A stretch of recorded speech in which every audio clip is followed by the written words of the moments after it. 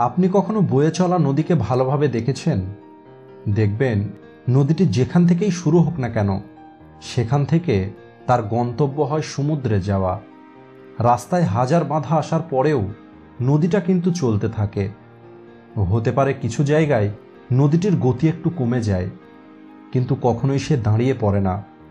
নিজের গতিতেই চলতে চলতে যে কোনো মূল্যে সে সমুদ্রে গিয়েই মেশে। একবার ভাবুন তো, যদি নদীটি মাঝ রাস্তায় চলা বন্ধ করে দেয়, তাহলে কি হবে? নদীটির জল দাঁড়িয়ে পড়বে এবং কিছুদিনের মধ্যেই সেটা শুকিয়ে যাবে, অথবা জলটা নষ্ট হয়ে যাবে, আর সে আর নদী থাকবে না। ঠিক একইভাবে আমাদের জীবনেও হয়ে থাকে। জীবনে সফলতা পেতে হলে, নিজের লক্ষ্যকে পূর্ণ করতে হলে, প্রথম শর্তই হলো আপনাকে সবসময় সামনের দিকে এগিয়ে যেতে হবে। যদি আপনি কখনো দাঁড়িয়ে পড়েন, তাহলে আপনার সফলতা অনিশ্চিত হয়ে পড়বে। নিজের পছন্দমতো লক্ষ্যে পৌঁছানো ও নিজের মন মতো একটি জীবন পাওয়া সহজ হবে না। যদি সহজই হতো, তাহলে আজ পৃথিবীর সবাই সফল হতো। সফলতার রাস্তায় অনেক সমস্যা আসে, কিন্তু আমাদের এই সব কিছুকে পার করে এগিয়ে যেতে হবে। যে সমস্ত লোকের মনে কোনো জোর থাকে না, নিজের প্রতি কোনো বিশ্বাস থাকে না, এদের সামনে যখন কোনো প্রবলেম আসে, এরা মাথা নত করে নেয় এবং অসফলতাকে স্বীকার করে নেয়, আর পরে নিজের ভাগ্যকে দোষ দেয়। আর আপনিও কি এমনটাই করতে চান? কখনোই না। কারণ আপনার মধ্যে এতটা ক্ষমতা আছে, আপনি চাইলে এই সমস্ত প্রবলেমগুলোর সঙ্গে লড়াই করতে পারবেন। হতে পারে রাস্তায় কোথাও আপনার স্পিড একটু কমে যাবে, কিন্তু আপনি কখনোই দাঁড়াবেন না। আর যে দাঁড়াবে না, সে তার গন্তব্যে অবশ্যই পৌঁছে যাবে। মনে রাখবেন, নিজের লক্ষ্য পূর্ণ করার প্রথম শর্তই হলো কন্টিনিউ না দাঁড়িয়ে চলতে থাকা।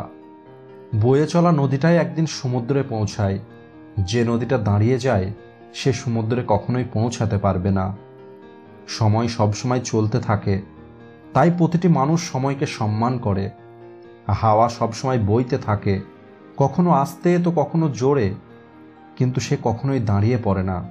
আর এই কারণেই হাওয়াকে সবাই সম্মান করে। মহাকাশে হাজার হাজার গ্রহ নক্ষত্র আছে, সবাই চলতে থাকে, কেউ কখনো দাঁড়িয়ে পড়ে না। কারণ এটাই হলো প্রকৃতির নিয়ম, যে দাঁড়িয়ে পড়বে সে নষ্ট হয়ে যাবে। যদি আপনি আপনার লক্ষ্যকে পূর্ণ করতে চান, তাহলে আজ থেকে আপনাকে দৃঢ় সংকল্প করতে হবে এবং নিজেকে একটি প্রমিস করতে হবে যে হ্যাঁ, আমি হয়তো আমার রাস্তায় বাধা পেতে পারি, কিন্তু কখনোই আমি দাঁড়াবো না। এপিজে আব্দুল কালাম স্যার বলেছিলেন, ওঠো, জাগো এবং লক্ষ্য না পাওয়া পর্যন্ত দাঁড়িও না। একবার ভাবুন তো, যারা তাদের লক্ষ্য শুধুমাত্র এই কারণে ছেড়ে দেয় যে তাদের অনেক বেশি দূর যেতে হবে, এর থেকে বড় অসফলতার কিছু হয় না। সফলতা তো অনেক দূরের ব্যাপার। এরা কোনো রকমের চেষ্টা না করেই নিজেকে অসফলতার দিকে ঠেলে দেয়। এর থেকে কষ্টের আর কিছুই হয় না। আপনার মন আপনার সব থেকে বড় বন্ধু। আপনার শরীরের রক্ত সবসময় চলতে থাকে, সে কখনোই দাঁড়ায় না। আপনার ব্রেন সবসময় কাজ করতে থাকে, সে কখনো দাঁড়িয়ে পড়ে না। আপনার শরীরের এমন অনেক অঙ্গ আছে যারা আপনাকে বলে কন্টিনিউ চলতে থাকাই হলো জীবন। আপনার কান সবসময় শোনে, আপনার চোখ সবসময় দেখে। কার জন্য? শুধুমাত্র আপনার জন্য, যাতে করে আপনি সবসময় সফলতার দিকে এগিয়ে যেতে পারেন। তাই সবশেষে বলতে চাই, আর দেরি নয়, আজ এখন থেকেই একটি লক্ষ্য নির্ধারণ করুন এবং সেই পথে চলা শুরু করুন। চলার পথে যে বাধা আসবে, সেগুলোকে নিজের ওপরে বিশ্বাস রেখে পার করুন। তাহলেই আপনি সফলতা অবশ্যই পাবেন। সফলতা আপনার কাছে আসতে বাধ্য হবে। মনে রাখবেন, কোনো কিছু না করে কারোর কোনো জয়জ্ঞান হয় না, আর যে চেষ্টা করে সে কখনোই হেরে যায় না। তো বন্ধুরা, আপনিও যদি আমার কথার সঙ্গে একমত হন, তাহলে ভিডিওটিকে অবশ্যই লাইক করুন, শেয়ার করুন আপনার সমস্ত বন্ধুদের সঙ্গে। থ্যাঙ্কস ফর ওয়াচিং সহজ জীবন।